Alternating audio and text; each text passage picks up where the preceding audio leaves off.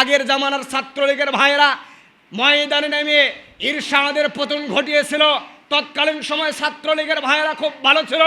বর্তমান আমার দেশের ছাত্রলীগের ভাইয়েরা ধর্ষণের সেঞ্চুরি করে পার করেছে। কথা বলেন, আজকে ধর্ষণের সেঞ্চুরি করে পার করেছে। ঢাকা বিশ্ববিদ্যালয়ে, জাহাঙ্গীরনগর বিশ্ববিদ্যালয়ে কি পেয়েছে জানেন? শুধু প্যাকেট পাইছে। তোরা কি ছাত্র হয়ে প্যাকেট কি করিস? কথা কয় না বারে। তোরা ছাত্র হলে বিবাহিত মানুষ করে লাগবি। তোরা ছাত্র হয়ে তুরকে হলের মধ্যে প্যাকেট কে এত নাম দিয়েছে সোনার ছেলে।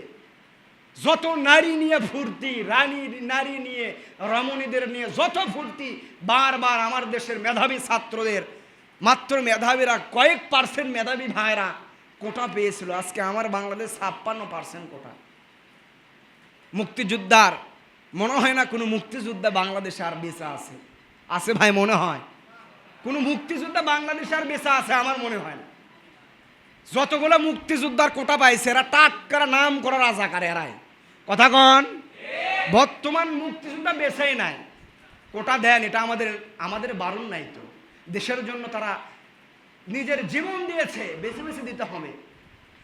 যারা আসলে প্রকৃত যারা মুক্তিযোদ্ধা ছিলেন বেছে বেছে দিতে হবে। হঠাৎ করে এক দেশ মানে এক দল থেকে আরেক দলে এসে যোগ দিয়েই বলতেছে আমি মুক্তিযোদ্ধার ছেলে। আর ভাই মুক্তিযোদ্ধার ছেলে হয়েছে কি, ওর জীবনে হুন্ডা তো লাইসেন্স লাগে না, পিসমুখে লেগে নিয়ে মুক্তিযোদ্ধার নাতি। তো দাদার বাপ মুক্তিযোদ্ধা করে গেছে, তোর এতই ক্ষমতা, এতই পাওয়া। সম্মানিত ভাইয়েরা আমার, ছাত্রদের দাবি কিন্তু বেশি ছিল না। ছাত্রদের দাবি একটাই ছিল যে শুধু মেধাবী। এটা কিন্তু ছাত্রদের দাবি ভাই, এটা কিন্তু জামাত ইসলামের দাবি ছিল না। জামাত ইসলাম কিন্তু ধার পাশ দেওয়া আসে নাই, বিএমপি কিন্তু ধার পাশ দেওয়া আসে নাই। গুজব সরিয়া লাভ নাই। আবার ওনারা দেখি পোস্ট করতেছে যে উস্কানিমূলক পোস্ট করতেছে বিএমপি, জামাত কোনদিন উস্কানিমূলক পোস্ট করে না। কথা বলেন, জামাত ইসলাম কখনো উস্কানিমূলক পোস্ট কাকু করে না। জামাত ইসলাম একমাত্র কোরআনের আইন, যেটা ইসলামের দাওয়াত তাদের প্রতিষ্ঠিত হওয়ার পর থেকে দিয়ে যাইতেছে। তাদের দল যতদিন পর্যন্ত থাকবে জামাত ইসলাম ইসলামের কথা, কোরআনের দাওয়াত মানুষদের মাঝে দিয়েই যাবে। কথা কন ঠিক কি না? আর যারা জামাত ইসলাম করার সবাই হুজুরি ভাই, এরা কেউ মিথ্যাবাদী না, এরা কেউ রাজাকার না, ধর্ষণকারী না। মিথ্যা গুজব সরিয়ে লাভ নাই। জামাত ইসলাম কখনোই নিজের ক্ষমতার বড়াই করে সিংহাসনে বসবে এটা চায় না। শুধু চায় একটা কথা বলেছে, শুধু কোরআনের আইন। কোরআনের আইন আমি বলেছে, কোরআনের আইন যেই দল এখন কোরআনের আইন চায়, এটা বলে শেখ হাসিনা যদি ঘোষণা দেয় আজ থেকে ছাত্রলীগের যোগ দিব। কথা কয় না বারে। কোরআনের আইন আমাদের দরকার, আমাদের দরকার কোরআনের আইন। আমরা তো মুসলমান, আমাদের জীবন ব্যবস্থা যেটা সেই আইন আমাদের দরকার।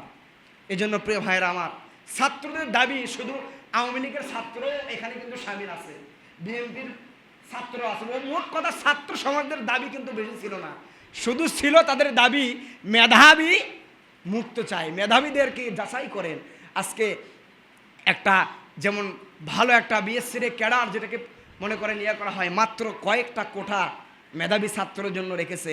তাও আমার দেশের কিছু আবেদ মার্কা আবু জেহেলদের জন্য সেই মেধাবীরাও আজকে পিছিয়ে আছে। যত চাকরি পায় সব টাকা দিই, টাকা ছাড়া চাকরি। কথা কয় না ভাই, টাকা ছাড়া বাস্তব চাকরি নাই। আপনি যদি আওয়ামী লীগ করেন, আপনি যদি মিটিংয়ে যান না, মিছিলে যান না, কোনো কোথাও যদি না যান, আপনার বাপদাদা থেকে আওয়ামী লীগ, আপনার চাকরি হতে ভাই টাকা লাগবে। খাতা কলমে লিখে দিয়ে যাবো আপনার চাকরি হতে টাকা লাগবে। মানে আপনাকে কেউ চেনে না। স্বার্থ ছাড়া, নিজের স্বার্থ হাসিল করে সবাই। স্বার্থ ছাড়া কেউ আপনাকে চিনবে না ভাই।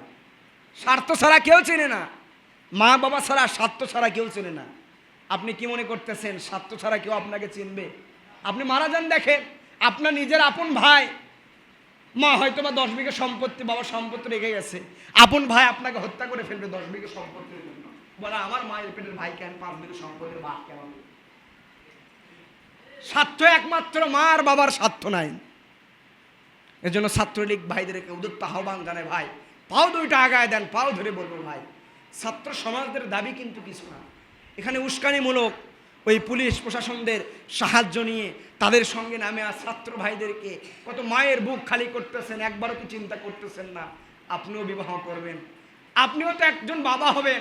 আপনার সন্তান যখন মারা যাবে, আপনি যখন কান্না করবেন, আপনি বুঝবেন যে ওই সময় হারে কত মায়ের বুক খালি করেছি, কত বাবার মুখ খালি করেছি, কত মার আত্মনাদ শুনেছি, কত বাবার আত্মনাদ শুনেছি। আজকে আমার সেই আত্মনাদ আমি আজকে প্রকাশ পাইতেছি। আজকে আমার সন্তান মারা গেল, কত কষ্ট। এখনো সময় আছে ভাই, বুঝেন, একটু বোঝার চেষ্টা করুন, এখনো সময় আছে, সময় বেশি দিন নাই ভাই।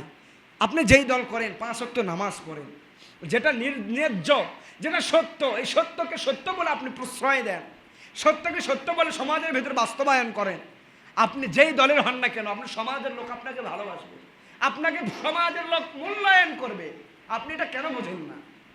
এটা কেন আপনি বোঝেন না? কোরআনের আইন যদি আপনি চান, সমাজ আপনাকে ভালোবাসবে।